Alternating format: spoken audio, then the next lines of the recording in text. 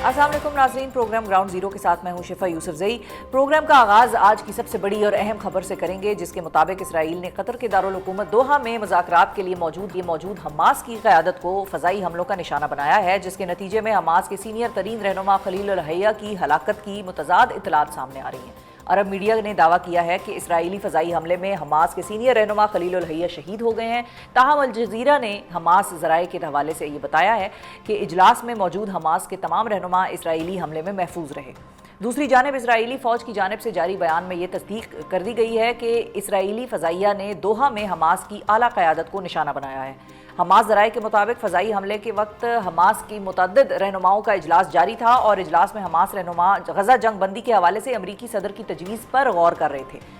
Qatar के दारुल हुकूमत दोहा में हमास रहनुमाओं पर हमले पर ईरान का रद्द-ए-अमल सामने आ गया है और इसराइली हमले के बाद ईरानी वज़ारत ख़ारजा के तर्जुमान ने दोहा में इसराइल की जानिब से हमास के रहनुमाओं को निशाना बनाने के अमल को ख़तरनाक और बैनुल-अक़वामी क़ानून की सरी खिलाफ वर्जी करार दिया है, जबकि कतरी हुकाम ने भी इस वाक़े की शदीद मज़म्मत करते हुए इस इक़दाम को पूरे ख़ित्ते का अमन ख़तरे में डालने की कोशिश करार दिया है। इसके साथ साथ आज ही बैनुल-अक़वामी मंजरनामे से एक और बड़ी खबर सामने आई है और वो नेपाल में अवाम के पुरतशद्दुद मुजाहिरों के बाद वज़ीर आज़म KP ओली शर्मा का इस्तीफ़ा है, जिनके मुल्क से फ़रार होने की खबरें सामने आ रही हैं। इन दोनों अहम वाक़यात पर बात करने के लिए हमारे साथ मौजूद हैं साबिक़ सफ़ीर अब्दुल बासित साहब। अस्सलाम वालेकुम अब्दुल बासित साहब। वालेकुम अस्सलाम। बहुत शुक्रिया अब्दुल बासित साहब। सबसे पहले तो ये बताइए कि इसराइल का दोहा में हमास की जो क़यादत है उस वक्त हमला करना, कि जिस वक्त वो टॉक्स कर रहे थे, वो मौजूद थे वहाँ पर, मुज़ाकरात किस्म के सारा सिलसिला चल रहा था, ये किन ख़तरनाक अज़ाइम की तरफ इशारा कर रही है ये सारी एक्टिविटी? बिस्मिल्लाहिर्रहमानिर्रहीम। शिफा, देखिए ये तो अब बात बिल्कुल वाज़े हो गई है। इसराइल उस बेकाबू हाथी की तरह है जो कि अब किसी के काबू में नहीं रहा। इसको सिर्फ अमेरिका ही काबू कर सकता है, लेकिन शायद वहाँ भी इस वक्त वो एपिटाइट नहीं है कि पूरा जोर लगाया जाए। अब इस सूरत हाल में तो जो ज़ायनिस्ट एजेंडा है, लगता है कि उस पर ही अमल दरामद हो रहा है। जहाँ हमास को और उसकी लीडरशिप को ख़त्म करने की बातें हो रही हैं, वहाँ हम देख रहे हैं कि जो वेस्ट बैंक है वहाँ पे भी जो सेटलमेंट्स जारी हैं। गज़ा सिटी में भी हर रोज़ हमले हो रहे हैं, हर रोज़ सैकड़ों लोग फ़लस्तीनी वहाँ पे शहीद हो रहे हैं। तो लगता तो कोई यही है कि अब हालात किसी के काबू में नहीं रहे और कतर में ख़ास तौर पे इस किस्म का हमला होना तो बड़ी ही खौफनाक बात है, इन द सेंस के हाल ही में जैसा कि आप जानती हैं कि प्रेसिडेंट ट्रंप सऊदी अरब, यूएई और कतर के दौरे पे थे और बड़ी इन्वेस्टमेंट की बातें हो रही थी, ट्रेड की बातें हो रही थी। तो हमारा तो ख्याल यही था कि चलिए और कुछ नहीं तो कम से कम ये तीनों मालिक तो इसराइल के इस हवाले से थोड़े बहुत ओब्लाइज्ड होंगे, लेकिन लगता कुछ यही है कि इस वक्त इसराइल और बिन नेतन्याहू ने ये फैसला कर लिया है कि हमने अब किसी की बात नहीं सुननी। और तो चूंकि सदर ट्रंप ने भी जी हाल में जी, एक बयान में कहा कि मैं कुछ अब जो इसराइल करे सो करे, अब क्या कर सकते हैं। लेकिन इसराइल के हवाले से सदर ट्रंप के वो बयानात भी तो है ना और रिकॉर्ड पे, कि जिसमें वो बार बार एक तो सीज़ फायर की बात करते हैं, सीज़ फायर कराने का उनको बड़ा शौक है, सो वो बार बार सीज़ फायर का क्रेडिट भी लेना चाहते हैं, वो हर जंग में इन्वॉल्वमेंट भी दिखाते हैं और वो कहते हैं भाई मैंने सीज़ फायर कराया। और यहाँ पर भी इसराइल और गज़ा फ़लस्तीन के मामले में भी उन्होंने कहा कि भाई अब मुझे यही उम्मीद है कि इसराइल इस किस्म का कोई हमला या कुछ नहीं करेगा। तो is it a failure for Trump also जो ये हुआ आज इसराइल की तरफ से? इट इज बिकॉज के देखें ना, कैंपेन जो थी, इलेक्शन कैंपेन, उसमें तो गजा और यूक्रेन के दो मामला थे जिसपे प्रेसिडेंट ट्रंप ने, और फिर उनके आने से एक दिन पहले अगर आपको याद हो तो 19 जनवरी इस साल सीज फायर हो भी गई थी और उसके 3 फेजेस थे। पहला फेज कंप्लीट हुआ लेकिन इसराइल ने दूसरे फेज पे जाने से इनकार कर दिया। उसके बाद से ट्रंप ने वो उस तरह इंटरेस्ट नहीं लिया। ठीक है, उनके स्पेशल इन्वॉयस स्टीव विटकॉफ जो हैं वो आते जाते रहते हैं, लेकिन ज़्यादातर फोकस यूक्रेन की तरफ रहा और यहाँ पे इसराइल को बिन नेतन्याहू को खुली छुट्टी मिली। अब देखिए जो सूरत हाल है ना, वो बिल्कुल लगता है कि प्रेसिडेंट ट्रंप इसमें कोई ज़्यादा सीरियस नहीं है। अब ये बात आके रुकती है, मैं समझता हूँ कि मुसलमान दुनिया पे, अनलेस के प्रेसिडेंट ट्रंप अपना वर्ल्ड व्यू इसराइल के बारे में तब्दील करें, यूनाइटेड नेशन सिक्योरिटी काउंसिल की कोई इजलास हो जाए और सिर्फ प्रेस स्टेटमेंट तक बात ना हो, लेकिन एक करारदाद ऐसी आए जो चैप्टर 7 के तहत हो, जो कि मैंडेटरी हो इसराइल की। लेकिन मुश्किल लगता है इसराइल का जो इन्फ्लुएंस है अमेरिका में मुझे नहीं लगता कि इसराइल अमेरिका इस किस्म की करारदाद को आने देगा। ठीक है। अब बात आ जाती है अरब दुनिया पे। अरब दुनिया को स्टांस ले, ट्रेड जो है रिलेशन सेवर करे, मुनक़ता करे, सफारती ताल्लुकात ख़त्म करे, तो कोई शायद प्रेशर ये बिल्ड हो पॉसिबल सके। लेकिन है बासित साहब, ये हो सकता है नोइंग के ओआईसी तो कुछ भी नहीं कर सकती और एक आराइशी किस्म का फोरम है, बस मीटिंग होती है और इजलास बर्खास्त हो जाता है, मतलब it is considered an important forum basically. I agree with you कि वो एक लिहाज से अरब दुनिया में भी वो मेटल नज़र नहीं आता हमें। और ओआईसी तो वैसे ही बिल्कुल एक मेरे हिसाब से डॉर्मेंट और डिसफंक्शनल हो चुकी है। लेकिन यह है कि अरब दुनिया को अब कुछ ना कुछ तो करना पड़ेगा, क्योंकि अगर इसराइल को इस किस्म की इजाज़त दे दी कि वो इस किस्म के अटैक करे सॉवरन ममालिक में, जो कि इंटरनेशनल लॉ के बिल्कुल ख़िलाफ़ है और उनकी सॉवरेंटी की वायलेशन है, तो फिर तो कोई मुल्क भी वहाँ सिक्योर नहीं है इसराइल से। जिस तरह यहाँ इंडिया से कोई, हमारे यहाँ भी देखे ना, इंडिया ने अटैक कर दिया था।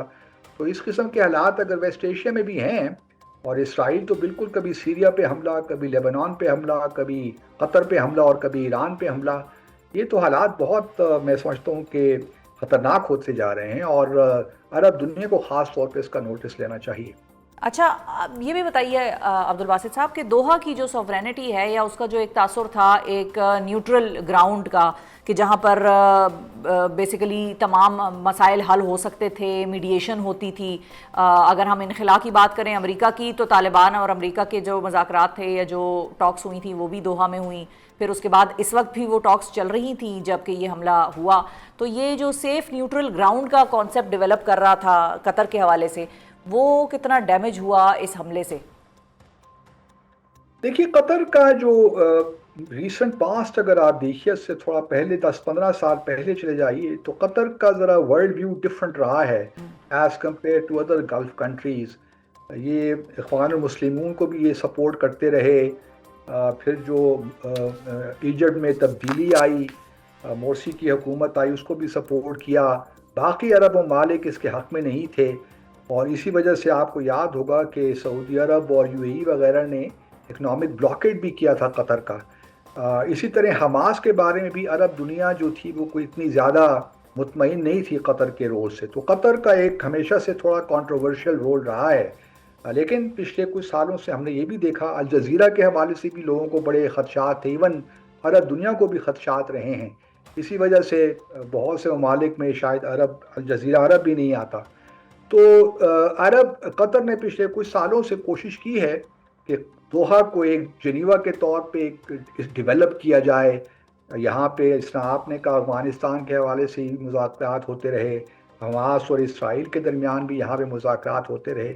लेकिन बहरहाल ये सब चीज़ें बेमानी हो जाती हैं जब इसराइल के अपने जो इंटेंशंस हैं, जो डिज़ाइंस हैं, वो अब बड़े वाजे हो गए हैं कि वो एक ग्रेटर इसराइल की बात कर रहे हैं, ज़ायनिस्ट एजेंडा की बात कर रहे हैं। वो मुज़ाकरात में कतन कोई दिलचस्पी नहीं रखते। इसी वजह से वो मुज़ाकरात में पहले जो हुए थे उसको उन्होंने सीज़फायर को एक्सेप्ट नहीं किया, उस पर अमल दरामद नहीं किया। तो आपको ये मुज़ाकरात तो सारा ही ठीक है मेरे ख्याल में। अच्छा, तो अब्दुल बासित साहब, फिर जब हम हमास की बात कर रहे हैं, आपने भी हमास का जिक्र किया, तो where does this attack leave Hamas now? मतलब हम लीडरान को ईरान में भी निशाना बनाया गया, यहाँ पर भी उनके लीडरान के हवाले से जो है वो खबरें सामने आ रही हैं, ज़राए मुख्तलिफ खबरें इस वक्त तो रिपोर्ट्स में चल रही हैं, लेकिन यह है कि यहाँ पर भी अटैक उनको किया गया। सो उनके हवाले से आपको क्या नज़र आ रहा है? देखिए, हमास का मिलिट्री रोल तो ऑलमोस्ट ख़त्म हो गया है। जहाँ तक अब देखिए, कोई जंग तो नहीं हो रही ना गज़ा में इस वक्त। गज़ा में तो इस वक्त एक जेनोसाइड वाली सिचुएशन है। हमास की जाने से तो कोई रिएक्शन, मिलिट्री रिएक्शन तो नहीं आ रहा, बट एक as a political party Hamas is still there. अब वन कांट रियली नो कि किस हद तक वो पॉपुलैरिटी उसकी है, या इस वक्त थोड़ा मुश्किल। ठीक है। अच्छा अब्दुल बासित साहब, 6 अक्टूबर अब आने वाला है, बिल्कुल इट्स अराउंड द कॉर्नर, के जब गज़ा हमले के तनाजुर में ये बड़ी एक अहम तारीख है और एक तरह से सेकेंड एनिवर्सरी आ जाएगी ये सारे मामले की। आपको ये तनाज़ा किस तरफ जाता हुआ नज़र आ रहा है? यहाँ पर कोई मतलब जिसको कहते हैं कि वो ब्रेक थ्रू जो कि हो जाना चाहिए था, और ट्रंप को अगर हम सीज़ फायर कराने के शौकीन शख्सियत के तौर पर सामने देखते हैं तो उन्होंने कोई हल किसी चीज़ का निकालने की कोशिश नहीं की। उन्होंने कहा बस जंग रोक दो, इस वक्त रोक दो, बाद में मेरे बन जाने के बाद बेशक तुम लोग लड़ मर जाना, मुझे कोई परवाह नहीं है। और ये हर जगह उन्होंने किया, चाहे पाकिस्तान भारत का भी मामला देखें तो उधर भी तनाज़ा सॉल्व तो ना हो पाया, इसी तरह इसराइल और गज़ा फ़लस्तीन की सूरत हाल देखें, वहाँ पर भी सॉल्व ना हो पाया। तो ये जो सीज़ फायर को हम ये हतमी अंजाम समझ लेते हैं, ख़ास तौर पे ट्रंप के नज़रिए से अगर हम देखें, तो ये आपको सिचुएशन कुछ कहीं बेहतरी की तरफ जाती नज़र आती है, या it seems to be a hopeless case?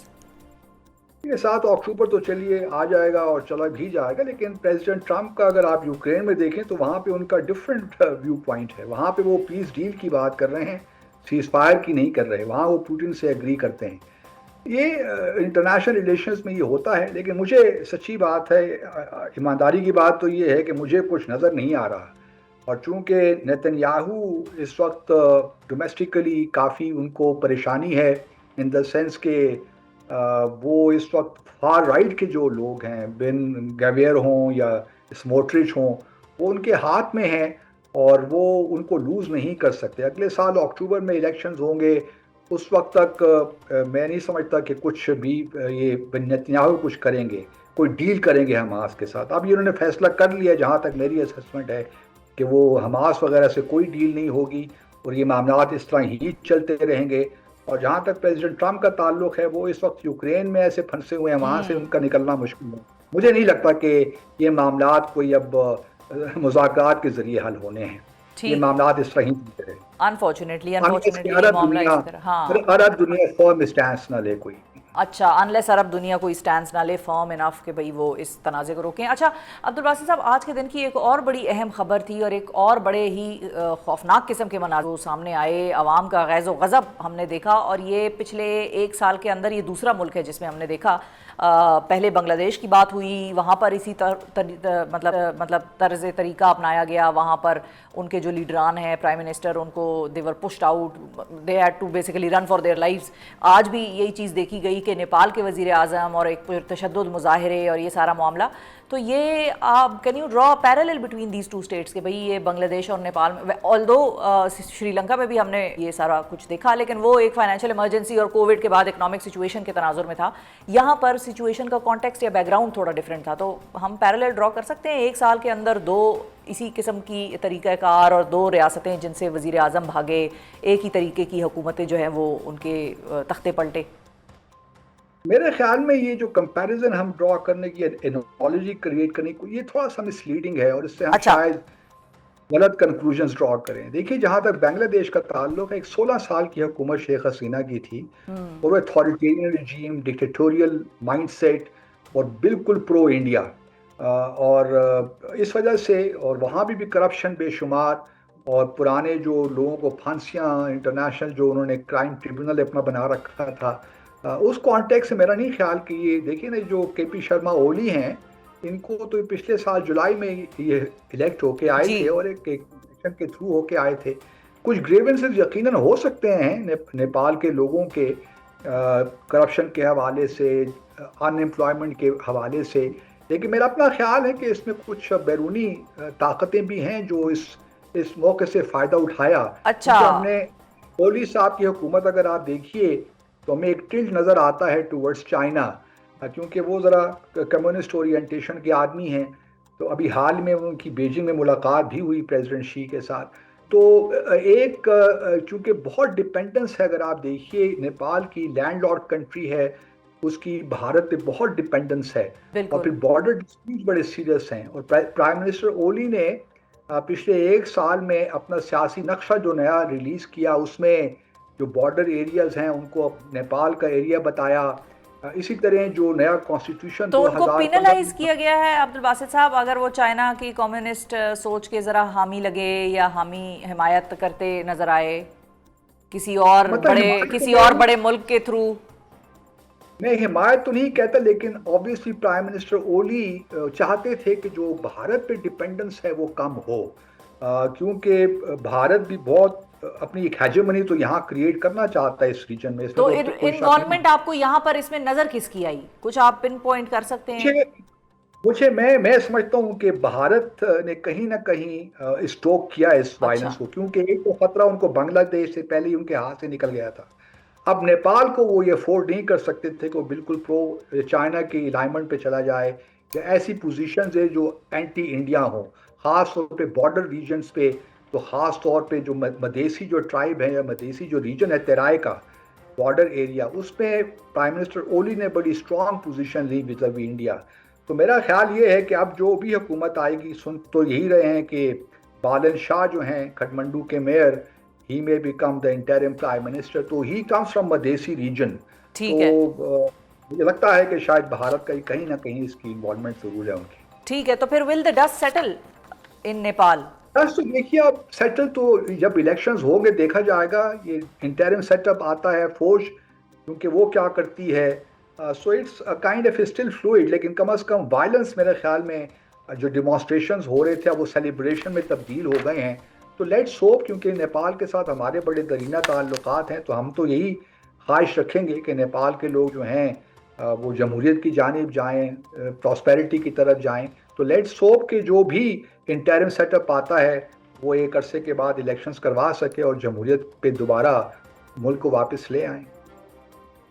बिल्कुल ठीक है जी, बहुत शुक्रिया अदा करेंगे। अब्दुल बासित साहब नाजरीन हमारे साथ मौजूद थे। तफसील से इसराइल के हमास पर कतर में हमलों के हवाले से भी बात हुई, और नेपाल में जो कुछ हुआ आज के दिन, जो कुछ देखा गया, उसके हवाले से भी अब्दुल बासित साहब ने ये कहा कि ये अपेरेंटली ऐसा लगता है कि किसी तौर पर किसी की शय से या किसी तरीके से स्टेज्ड किसी मामले का ये कुछ शख्साना नज़र आता है, और ताकि बिल्कुल नेपाल जो है वो हाथ से ना निकल जाए जैसे बांग्लादेश हाथ से निकल गया था।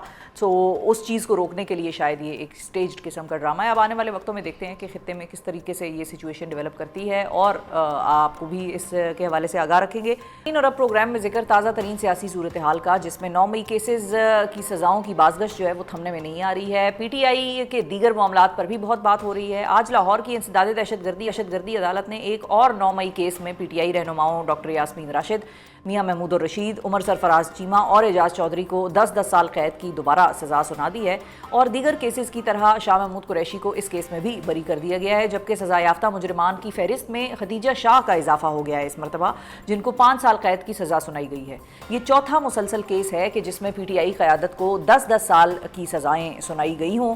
और दूसरी जानिब अडयाला जेल से इमरान खान की जानिब से वज़ीर आला अली अमीन गंडापुर को सूबे में अमन अमान कायम करने के लिए अफगानिस्तान जाकर मुज़ाकरात करने की हिदायत की खबरें भी सामने आ रही हैं। ये सब मामला किस तरफ जा रहे हैं, इस हवाले से गुफ्तगू करने के लिए हमारे साथ मौजूद हैं साबिक वफाकी वज़ीर फवाद चौधरी साहब। अस्सलाम वालेकुम फवाद साहब। जी साहब, बहुत शुक्रिया चौधरी साहब, आपने वक्त निकाला। सबसे पहले तो अब बतौर वकील, बल्कि मैंने तारुफ आपका सियासतदान की हैसियत से कराया, लेकिन वकालत की तरफ से हम आगाज़ करते हैं आज कि आज एक और 9 मई का केस आया, उसका एक और फैसला आया, उसी पैटर्न पे दोबारा 10-10 साल कैद की सज़ाएं आईं, और उन्हीं लीडरान को आई जिनको पहले 3 मरतबा सज़ाएं सुनाई जा चुकी हैं। सिर्फ इजाफा आज की अगर हम लिस्ट देखें तो उसमें खदीजा शाह साहिबा का था। How do you look at this one? देखिए ये जो केसेस हैं इनका कानून से तो ताल्लुक जो है ना बिल्कुल वाजिबी सा ही है। तो इसको एक वकील के नुक्ता नज़र से क्या आप देख सकते हैं, ये तो कतई तौर के ऊपर सियासी मुकदमे हैं, और इनका जो केसेस के फैसले आ रहे हैं वो भी बिल्कुल सियासी नौइयत के हैं, इसमें तो कोई दो राय नहीं है। अब प्रॉब्लम ये है कि इंसाफ जो है वो ना सच्ची बात है कि कोई कानूनी लड़ाई लड़ सकी है, ना ही कोई सियासी लड़ाई लड़ सकी है। इमरान खान साहब ने जिन लोगों को चुना वो तो प्रैक्टिकली हथियार फेंक चुके हैं, और अब तो सिर्फ इमरान खान है और अवाम है, दरमियान में पार्टी का काडर उस तरह से मौजूद नहीं है। और इमरान खान की जो मकबूलियत है वो अलबत्ता रोज़ और ऊपर जा रही है।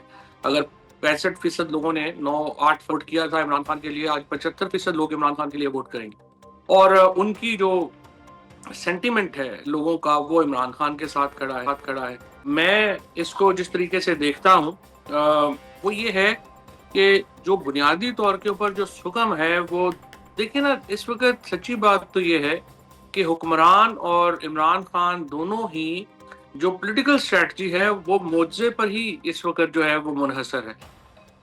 हुक्मरान चाहते हैं कि कोई मुआवजा हो जाए जिससे इमरान खान की पॉलिटिकल पॉपुलैरिटी जो है वो नीचे आ जाए और वो चैन से हुकूमत कर सकें। और दूसरी तरफ इमरान खान समझते हैं कि कुछ ऐसा हो जाए कि पाकिस्तान के अंदर इस तरह से हुकूमत की तब्दीली हो कि वो बहुत ताकतवर हुक्मरान बन के पाकिस्तान में वापस आ सकें। अब ये दोनों जो चीज़ें हैं, ये किसी स्ट्रैटेजी पे मुनहसर नहीं है, ये विश के ऊपर मुनहसर है। और मैंने खान साहब से जब मेरी मुलाकात हुई तो मैंने उन्हें कहा कि देखिए आपका स्टांस बहुत बड़ा है, कोई उसमें दो राय नहीं है।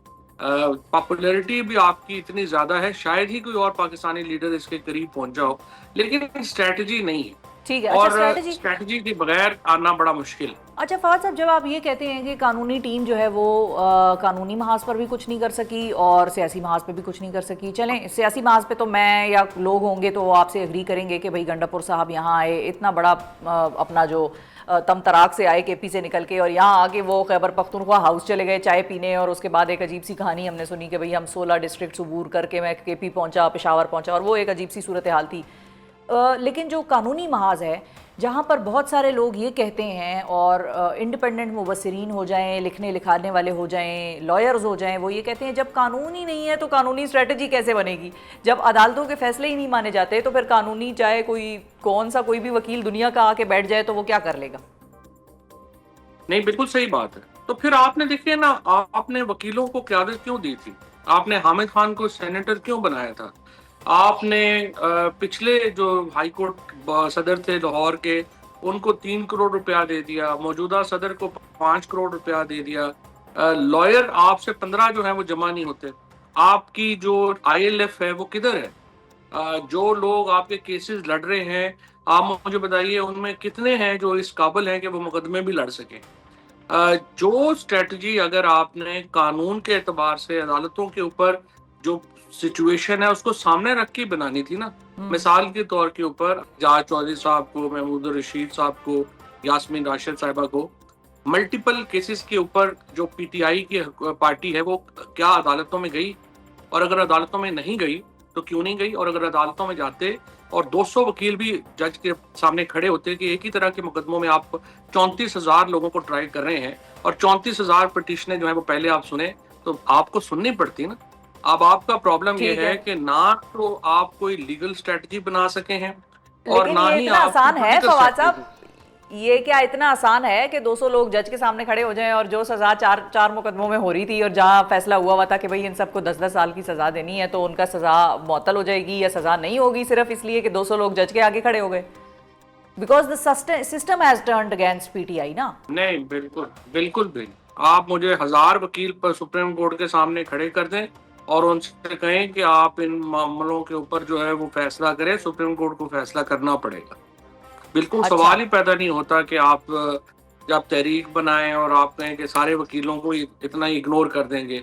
बार एसोसिएशंस में आपकी कारकर्दगी ये है, आपके जो लोग हैं उन्होंने वो लोग बाहर फ्रॉड कर रहे हैं लोगों से चंदों के ऊपर जो मौजूदा। देखिए हम तो 3 साल से बाहर ही नहीं जा सके, हम तो PNIL के ऊपर और इनके ऊपर हैं। ये जो सारी लीडरशिप है, आप जरा इनके दौरे उठा के देखें कितने हुए। हर बंदा किसी वक्त कनाडा बैठा हुआ है, किसी वक्त लंदन बैठा हुआ है, कहीं कभी कहाँ बैठा हुआ है। तो बुनियादी तौर के ऊपर ये सारा एक जो फ्रॉडस्टर्स का ग्रुप था वो PTI के ऊपर मुलव्वस हो गया, मतलब मुसल्लत हो गया। उन्होंने एक तरफ अपनी जो लीगल मामलात थे उनसे नहीं तो पैसे बनाए, सारे एक तरफ पॉलिटिकल मामलात से पैसे बनाए, अभी तक ये पोजीशनें ली। इंप्रेशन आता था फवाद साहब कि आपको PTI की जो लीगल क़यादत है उससे एतराज़ ज़्यादा है। अब आप जो बात कर रहे हैं वो तो फिर उसमें तो सियासी क़यादत भी आती है, जिसमें फिर शायद बाकी लोग भी आते हैं जो MNAs रहे हैं, सियासी या क़यादत तो है ही कोई नहीं PTI की। कौन सी सियासी क़यादत? असद कैसर साहब वगैरह वगैरह, जुल्फी बुखारी, यही नाम बाहर नजर आते हैं, कासिम सूरी, ये लोग बाहर नजर आते हैं। बाकी तो अब बाहर वाले किसकी आप बात कर रहे हैं वो मैं समझने से कासिर हूं। वो पूछ ही कोई नहीं रहा। देखिए आप मुझे बताएं इस वक्त PTI की सियासी लीडरशिप में शाह महमूद कुरैशी की क्या हैसियत है, एजाज चौधरी की क्या हैसियत है, यास्मीन राशिद की क्या हैसियत है, उनको मजबूरी खत लिखना पड़ा आज, उनको आज मजबूरी खत लिखना पड़ा। इकबाल साहब की क्या हैसियत है, हमाद अजहर की क्या हैसियत है, जो हमारे लोग जिन बेचारों ने सजाएं सही जो सारे अंदर गए उनकी क्या हैसियत है। पॉलिटिकल लीडरशिप को तो आउट कर दिया इन्होंने। ये तो एक ग्रुप है सिर्फ 5-7 लोगों का, वकास हो गया, ये अपना सलमान अकरम राजा हो गया, इधर जो हामिद खान वगैरह लोग हो गए, इन लोगों ने तो बिल्कुल पार्टी तो को लेकिन हाईजैक फवाद कर साहब, लिया है। इधर तो आप लोगों को दो बात चीजों को करनी मिक्स पड़े। अप नहीं कर रहे क्या? जो लोग रूपोश हैं उनसे हम कैसे एक्सपेक्ट कर सकते हैं जब खान साहब के बारे में वो खुद ये बयानात देते हैं कि खान ने कहा है तुम बाहर ना निकलना, तुम छुपे रहो, तुम्हारी जान को खतरा है। तो जब वो खुद कह रहे हैं कि जान को खतरा है, बाहर नहीं निकल सकते, तो फिर उनकी स्पेस पे आके कोई और बैठेगा ना फवाद साहब? नहीं, उनकी स्पेस पे तो आके कुछ बैठेगा, लेकिन सियासी हिकमत अमली में तो उनकी ओपिनियन होनी चाहिए ना। वो लोग शौक से तो नहीं छुपे हुए, या जो लोग अपनी फैमिली से इतने दूर हैं वो कोई शौक से तो नहीं जो है वो बाहर है। जो असलम इकबाल अगर वापस नहीं आ पा रहे, तो आपका क्या ख्याल है कि वो शौक से वहां बैठे हुए हैं? जाहिर है उनकी उनको नहीं, और क्यों नहीं आने दिया जा रहा? पीटीआई की जो असल पीटीआई थी, वहां पे हर आदमी ने सफर किया है और बहुत ज्यादा जुल्म और जबर का सामना किया है। और उनको ये जो नई जो पार्टी बनी 9 मई के बाद, उन लोगों ने तो सिवाय फंडिंग लेने के, सिवाय ओहदे लेने के कुछ भी नहीं किया। लेकिन अभी खान भी साहब जो सारी सीम्स टू बी मतलब सेटिस्फाइड विद दीज पीपल। हाँ, तो वरना तो खान साहब ओहदों was satisfied with वरना उस्मान तो बुज़दार क्योंकि हाँ, वरना तो ओहदों से खान साहब का तो एक रिकॉर्ड है कि वो फारिग कर देते हैं फौरन अगर किसी को पसंद ना कर रहे हो किसी जगह पे। वो ऐसी कहते कोई हैं मैं बात अपने नहीं है। बंदे को खिलाता हूँ। खान साहब ने तो उस्मान बुज़दार से भी बड़े मुतमईन रहे आखिर वक्त में। तो ये तो नहीं कि कहें कि वो बड़ा जबरदस्त था। वो तो खान साहब से तो मतलब ये तो नहीं कि मैं कोई बात कर रहा हूँ, मैं तो खान साहब ठीक के है, सामने जब भी मौका मिला है, मैंने जब बुज़दार को लगाया था तब भी उनको कहता था बिल्कुल गलत है। सही है। अब भी अच्छा, जब अब ये उनको लगाया बताएं, तो मैं उनको कहता हूँ गलत। ठीक है, अच्छा ये बताएं क्विकली कि जो इस्तीफे देने का मामला है, आप इसको किस तरह से देख रहे हैं? क्योंकि उस वक्त आप भी मौजूद थे खान साहब के बड़े करीबी सर्कल्स में जब असेंबलियों से इस्तीफों की बातें हुई थी और दो बड़ी अहम हुकूमतें खान साहब ने अपनी कुर्बान कर दी थी पाकिस्तान पे। तो अपने नज़रिए पे, अपने जो भी उनका एक मुहिम चल रही थी उस वक्त, अब जो ये इस्तीफों का मामला है, आपको लगता है ये ठीक स्ट्रैटेजी है, सही सिमत में जा रही है, या आपको लगता है इससे फ़ायदा कोई नहीं होना? सवाल ये है कि आपके पास ऑल्टरनेट क्या है? अगर आपके पहले जो ये हालात होंगे कि आपको इलेक्शन नहीं लड़ने दिया जाएगा, फिर जो लोग इलेक्शन लड़ेंगे उनके खानदानों को उठा लिया जाएगा, फिर अगर आप इलेक्शन फिर भी जीत गए तो फिर आपको डिस्क्वालीफाई कर दिया जाएगा। तो मुझे आप बताइए ना कि अगर आप फैसला ही कर चुके हैं कि पाकिस्तान में एक नॉर्थ कोरिया या चीन की तरह का सिस्टम रखना है, और यहाँ पे कोई अपोजिशन की जगह ही नहीं है, उनकी हैसियत ही नहीं है, उनको मौका ही नहीं देना, तो फिर इसके अलावा क्या आपके पास चाह रहा है? वो खुद जो निकाल रहे हैं। तो इमरान खान ने कहा चले हम खुद निकल जाते हैं। ठीक है, ठीक है, बहुत शुक्रिया अदा करेंगे। फवाद चौधरी साहब नाजरीन हमारे साथ मौजूद थे। बड़ा खुद पीटीआई के हवाले से, जो इस वक्त पीटीआई की कॉम्पोजिशन है उसके हवाले से अपना तबसरा दिया, तज्जिया दिया, और साथ ही पीटीआई की जो हिकमत अमली या खान साहब की जो हिकमत अमली है जो कि कमेटियों से इस्तीफे का मामला है, उसको भी फवाद चौधरी साहब ने ये कहकर एक तरह से सपोर्ट किया कि भाई इसके अलावा पीटीआई के पास या खान साहब के पास ऑप्शन क्या है जब आप इस किस्म का निज़ाम बनाएंगे कि जहाँ पर अपोजिशन को बोलने की इजाज़त ना हो, उनकी बात ना सुनी जा रही हो, तो फिर उनके पास कोई चारा रह नहीं जाता। अब प्रोग्राम में बात होगी पंजाब के बाद सैलाबी सूरत हाल का सामना करने वाले सिंध की, और वहाँ पर दरियाओं में आने वाले सैलाब को कंट्रोल करने की हिकमत अमली की। पंजाब में हालिया सैलाब के दौरान मुख्तलिफ नहरों के साथ साथ दरियाओं में पानी के बहाव को कंट्रोल करने के लिए बनाए गए बंदों में शगाफ डालकर और उनको धमाकों से उड़ाकर सैलाबी पानी का रुख जो है वो शहरी आबादियों से मोड़ने की हिकमत अमली सामने आई थी। ताहम इसी तनाजुर में अब इस नुक्ते पर बहुत बहस हो रही है कि क्या सिंध को भी आबी ज़खायर में शगाफ डालने की हिकमत अमली अपनाना होगी या वहाँ कोई और मुतबादिल प्लान सामने लाना होगा। इसी तनाजुर में सिंध टंडुजाम ज़रई यूनिवर्सिटी की एक ताज़ा तरीन रिसर्च के मुताबिक पंजाब और सिंध की मिट्टी के जो अज्जा हैं उनमें बुनियादी फ़र्क है, और सिंध में शगाफ जो डालना है उसका एक बिल्कुल मुख्तलिफ मामला हो सकता है। जबकि सिंध के वज़ीर आपाशी जो हैं जाम खान शोरो साहब, उनका भी ये मौक़िफ़ है कि सिंध की ज़मीन में ग्रेडियंट की मिकदार कम है, इसलिए यहाँ पर शगाफ नहीं डाले जा सकते और ना ही सैलाब के दौरान इसकी ज़रूरत पड़ेगी।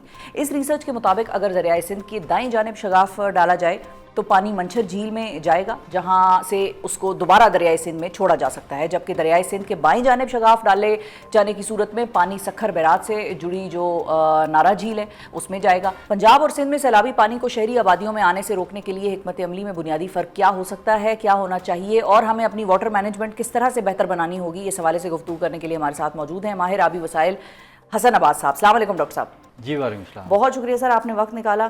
सबसे पहले तो ये बताइए कि ये एक बहस अब छिड़ी है नई कि जो हिकमत अमली पंजाब में अपनाई गई वो सिंध में एज इट इज़ नहीं अपनाई जा सकती और नहीं अपनाई जानी चाहिए, और ये जो शगाफ डालने वाला मामला है ये पंजाब में तो पॉसिबिलिटी इसकी थी और वो कारामत साबित हुआ, लेकिन सिंध में ये काम नहीं किया जा सकता। आप इस मौक़िफ़ से अग्री करते हैं या आपको लगता है कि नहीं, दोनों जगहों पर एक ही जैसा तरीक़ाकार अपनाया जा सकता है? देखिए, हम वाटर रिसोर्सेज में हमेशा यही कहते हैं कि नो साइज़ फिट्स ऑल। हर जगह की एक अपनी स्ट्रेटजी है।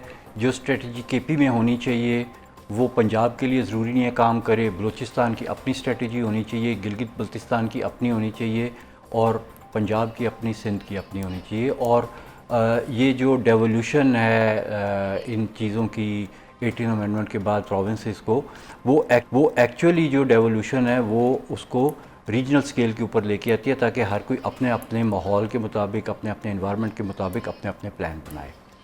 ये इससे पहले जो 20th सेंचुरी का माइंडसेट था, जब हमने बड़ी बड़ी मशीनें बना ली और पावर आ गई हमारे पास, तो हमारा ये माइंडसेट बना और हमने कहना शुरू किया फ्लड कंट्रोल में बड़े बड़े स्ट्रक्चर बन रहे हैं, कंक्रीट की दीवारें बन रही हैं, बंद बन रहे हैं, लेवीज बन रहे हैं, बड़े बड़े डैम बन रहे हैं कि जी हम फ्लड को कंट्रोल करने लगे हैं, अब दरिया हमारी मर्ज़ी से चलेगा।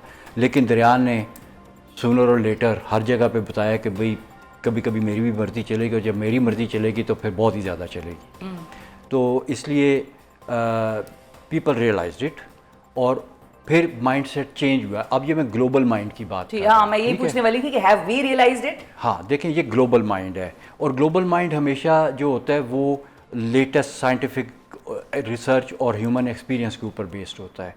तो फिर हमारी नेक्स्ट स्ट्रेटजी बनी फ्लड कंट्रोल की, कि हम फ्लड को कंट्रोल करेंगे, फ्लड मैनेजमेंट की, जी। कंट्रोल से हम मैनेजमेंट पे आ गए कि हम मैनेज करेंगे, हम कंट्रोल नहीं करेंगे। तो हमारा जो सिस्टम है वो मोर और लेस फ्लड मैनेजमेंट वाले माइंडसेट से भी बाहर नहीं निकला। अच्छा। 1992 के जब फ्लड्स आए तो मुझे उस वक्त, I was a young engineer, recent graduate, तो मुझे उधर जो है ना ये एक्सपीरियंस हुआ कि ये फ्लड मैनेजमेंट किस तरह से की जा रही है।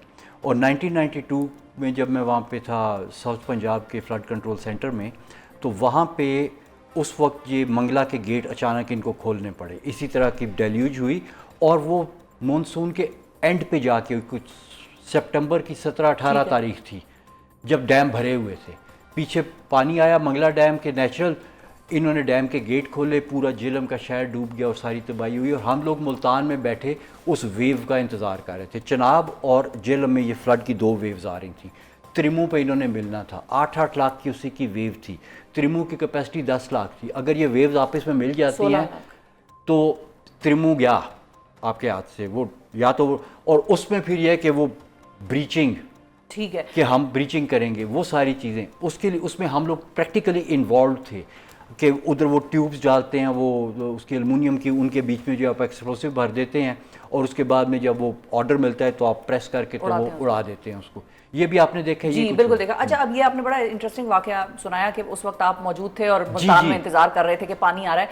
अब सिंध में जो हमारी हुकूमतें या जो लोग हैं, आवाम है, वो ये समझना चाह रहे हैं कि अब जो पानी वहाँ पर पहुँचेगा उसकी शक्ल, नौयत, मैग्नीट्यूड कितना होगा? देखिए, सिंध इस लिहाज से खुशकिस्मत है कि जब ऊपर पहाड़ों में बारिश होकर ये सैलाब नीचे जाता है ना, तो सिंध को वार्निंग टाइम काफ़ी मिल जाता है। सिंध को 2022 के सैलाब में इतना वार्निंग टाइम इसलिए नहीं मिला था क्योंकि वो सिंध के ऊपर बारिश हुई थी और रोदकोइयों के सैलाब थे, और वो फ्लैश फ्लडिंग थी जहाँ पे हमारी मॉनिटरिंग बहुत ज़्यादा नहीं होती। वो अचानक दरिया में जब पानी आया तो हमें पता चला, और सिंध में मतलब है कि वो उस वक़्त वो डूब गए। इसी तरह से जो 2010 के फ्लड्स थे उसमें भी सिंध जो है it was not well prepared, क्योंकि वो फ्लड भी अचानक वो सारे ये दरिया सिंध वाली साइड से आए थे, और उसमें भी जो है वो वॉल्यूम बहुत ज़्यादा था। और फिर उसमें एक चीज़ जिसको हम रिवर एवल्शन कहते हैं वो हुई, एक जगह से इनका बंद टूट गया था, और वो बंद टूटने के बाद वो पानी जब निकला तो दरिया से बहुत दूर गया है, और मेरे ख्याल में ऐसे 200 किलोमीटर का चक्कर लगा के तो फिर कहीं वो दरिया में वापस आया। तो अब सिंध गवर्नमेंट ये कह रही है कि 6-7 लाख क्यूसेक पानी आने का इम्कान है, वो हम मैनेज कर लेंगे, वो बड़े आराम से मैनेज कर लेंगे। लेकिन दरिया सिंध जो है ना, सिंध के बीच में जाके बहुत चौड़ा हो जाता है, ये नेचुरल उसका है, वो कई जगहों से 50-50 किलोमीटर तक भी चौड़ा है। नहीं, that is not a concern, that is a blessing. अच्छा, दरिया का अपना बेड जो है वो इतना चौड़ा है, और उसके बीच में जो फ्लड मैनेजमेंट उन्होंने करनी है उसके लिए वो तैयार हैं। एक तो पहली चीज़ तो ये कि सिंध के पास इस वक्त 2-3 एडवांटेज है। अर्ली वार्निंग, उनको पहले से पता चल गया जी ऊपर से सैलाब आ रहा है, ठीक है। ये रावी वालों को नहीं पता चला, इनको उस वक्त पता चला जब रावी के बीच में पानी था, तो उस वक्त उनको पता चला। ये बात सिंध के साथ नहीं है। और रावी में भी पता लग सकता था अगर वो कंप्लेसेंट ना होते, अगर वो ये ना सोच रहे होते कि ये नाला बन गया है और इसमें कभी पानी नहीं आएगा। तो अच्छा। अब जब देखें, अगर आपको पता है ना कि ट्रैफिक तेज़ चल रही है तो आप दाएं बाएं देख के रोड क्रॉस करेंगे। अगर आप आंखें बंद करके आप एक्सपेक्ट करेंगे ट्रैफिक नहीं आ रही तो आप आंखें बंद करके रोड क्रॉस करेंगे। तो पता होना बहुत ज़रूरी है, अवेयरनेस। फिर दूसरी ये कि Sindh is battle hardened. Sindh में 2010 फॉलोड बाय 2022 ये फ्लड्स देखे हैं। उनकी एडमिनिस्ट्रेशन भी बैटल हार्डन्ड है, उनके लोग भी बैटल हार्डन्ड है। हर किसी के लिविंग मेमोरी में वो फ्लड्स हैं जो उन्होंने देखे ठीक हैं। है, तो उनको पंजाब पता है को क्या ये करना है। एडवांटेज नहीं था आप कह रहे हैं। तीसरा एडवांटेज जो इस वक्त सिंध के पास है, मतलब मैं पर्सनली उनके जो सेक्रेटरी इरीगेशन है उनसे भी मेरी मुलाकात है, जो उनके मिनिस्टर हैं जामशोर साहब, उनसे मुलाकात है। ये दोनों बहुत पढ़े लिखे लोग हैं, बहुत पढ़े लिखे हैं। ये जो ज़रीफ़ खोड़ो साहब हैं उनके सेक्रेटरी, वो तो बाकायदा उनके तो पेपर्स हैं जो पब्लिश हुए हैं वो इस किस्म के, मतलब एकेडमिक टाइप, और साथ ही वो बहुत प्रैक्टिकल आदमी है। इस वक्त as we speak I think he is sitting on either Sukkur barrage और गुद्दू बैराज। इस वक्त वो वहाँ पे बैठे होंगे क्योंकि वो इस वक्त कराची के दफ्तर में नहीं है। इसी तरह से उनके मिनिस्टर हैं वो भी उनके दाएं बाएं इस वक्त कहीं फेरे हैं।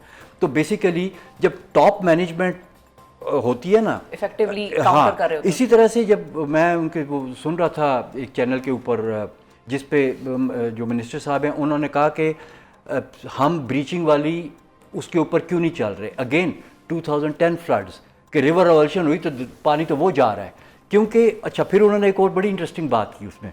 उन्होंने कहा कि जी जो दरियाए सिंध है, जो उसका बेड है, वो बाकी सिंध की टोपोग्राफी से, स्पेशली जो उसके सिंध के जो ईस्ट में आती है टोपोग्राफी, उससे थोड़ा सा ऊंचा है। वो ऊंचा कैसे हो गया कि दरिया जहाँ पे चल रहा है वो उधर मिट्टी बिछा रहा है। तो करते करते मतलब ऑन द रीजनल स्केल दरिया का बेड ऊपर जा रहा है क्योंकि उसके बीच में मिट्टी बैठती है, तो वो एक रिज के ऊपर चल रहा है।